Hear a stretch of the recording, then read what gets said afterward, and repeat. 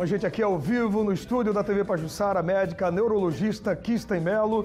Doutora, bom dia, bem-vinda. Douglas, prazer.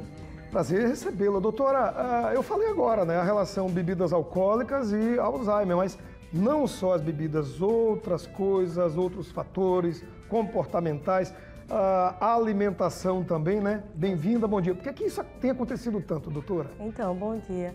É o seguinte, o Alzheimer é a doença degenerativa mais comum, né, principalmente nos idosos, geralmente a partir de 80 anos a intensidade é muito frequente do que em indivíduos mais jovens. Só que a gente tem que saber que, infelizmente, apesar de não existirem tratamentos que evitem a progressão da doença, a gente tem meios de tentar evitar que essa progressão ocorra de forma mais rápida, ou até evitar que o Alzheimer possa aparecer por conta de hábitos inadequados. Doutora, o Alzheimer não tem cura, mas a gente vê que existem medicamentos.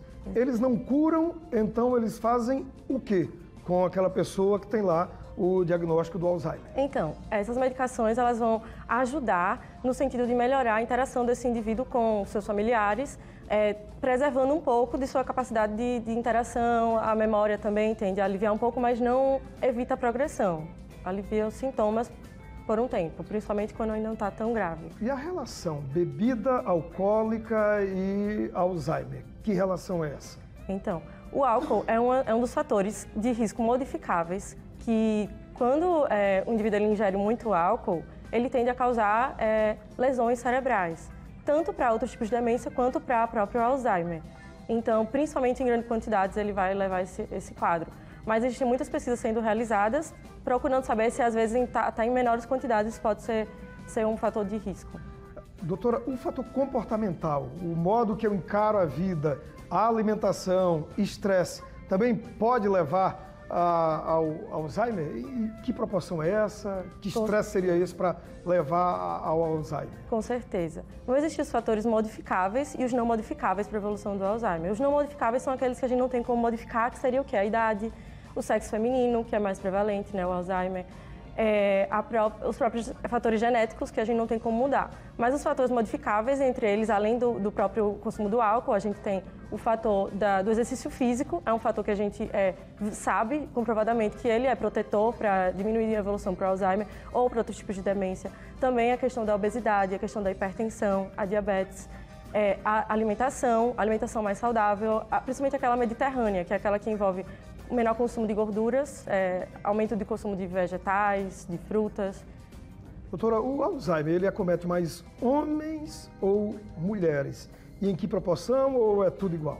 Não, a proporção é maior em mulheres, realmente. É praticamente o dobro nas mulheres do que em relação aos homens. Teria alguma explicação? Um dos fatores que se questiona pode ser em relação à questão do aumento da expectativa de vida das mulheres, mas não é comprovado. Outras razões, ainda não se sabe. Por que se vê tanto falar do Alzheimer hoje?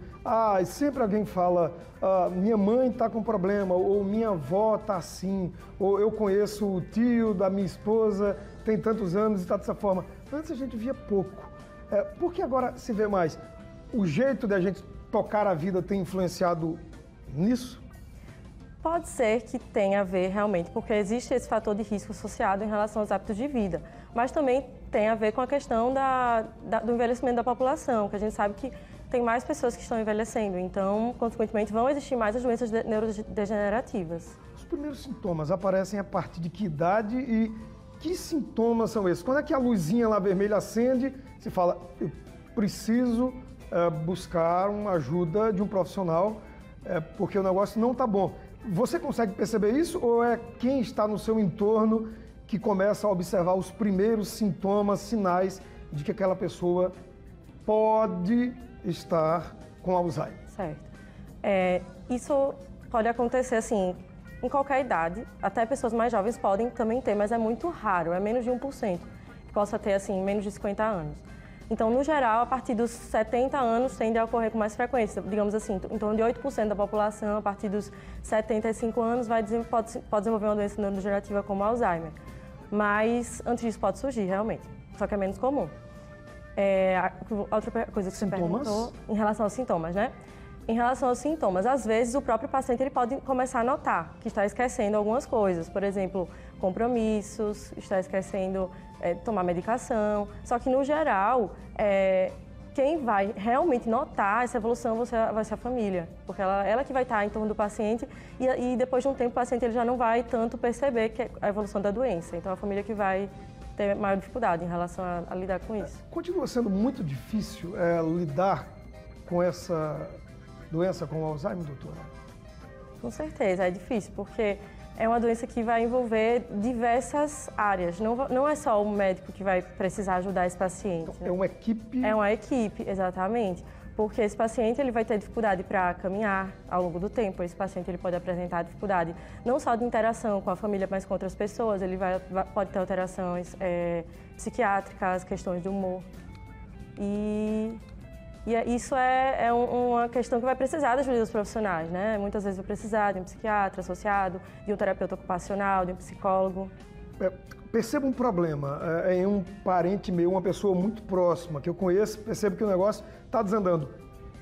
Qual o primeiro profissional que eu devo buscar e contar, relatar o que é que está acontecendo no dia a dia dentro de casa?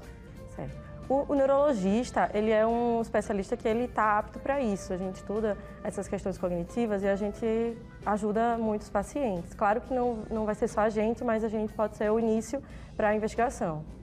Então, busca o neuro para começar essa investigação. Perfeito. Tem alguém na família que já teve Alzheimer, um tio, avô, pai, mãe, aumenta o potencial, a probabilidade de você ter ou não? Então, carga genética. Com certeza, se o paciente ele tenha um fator genético, existe uma chance muito maior.